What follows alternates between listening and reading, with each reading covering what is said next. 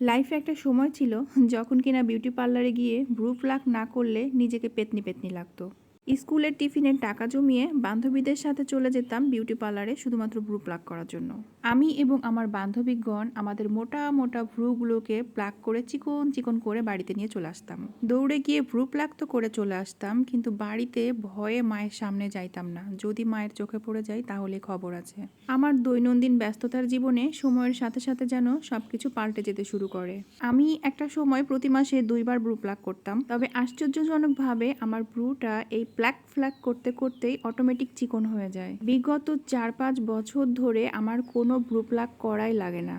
আর এই বিষয়টাতে আমি বেশ আনন্দ পাই, কারণ আমার প্রতি মাসে টাকা বেঁচে যায়। তাছাড়া ভ্রু প্লাক করতে গেলে যে একটু পেইন হয়, সেই পেইনটা থেকেও বেঁচে গেছি।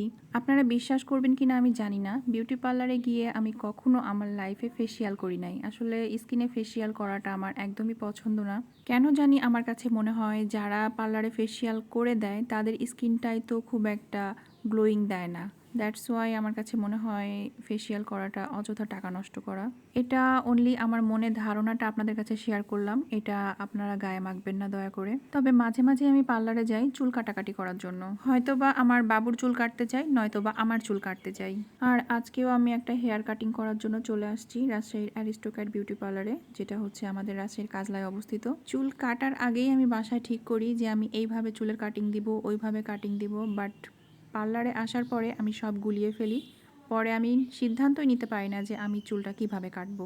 আমার বরাবরই শর্ট হেয়ার খুব বেশি পছন্দ, কারণ লাইফে একটা সময় আমার অনেক বড় বড় চুল ছিল, আর আমার সেই বড় বড় চুলের যত্ন নিতে আমার খুবই বিরক্ত লাগতো। জানি এখন আপনারা অনেকেই বলবেন যে বড় বড় চুল হলো মেয়েদের সৌন্দর্য। হ্যাঁ, সৌন্দর্য ঠিক আছে, বাট এটা আসলে যার যার ব্যক্তিগত ব্যাপার বলেই আমার মনে হয়। আজকে আমি পেছনে ডিপ ইউ কাটিং দিলাম আর সামনে দিলাম লেয়ার কাটটা।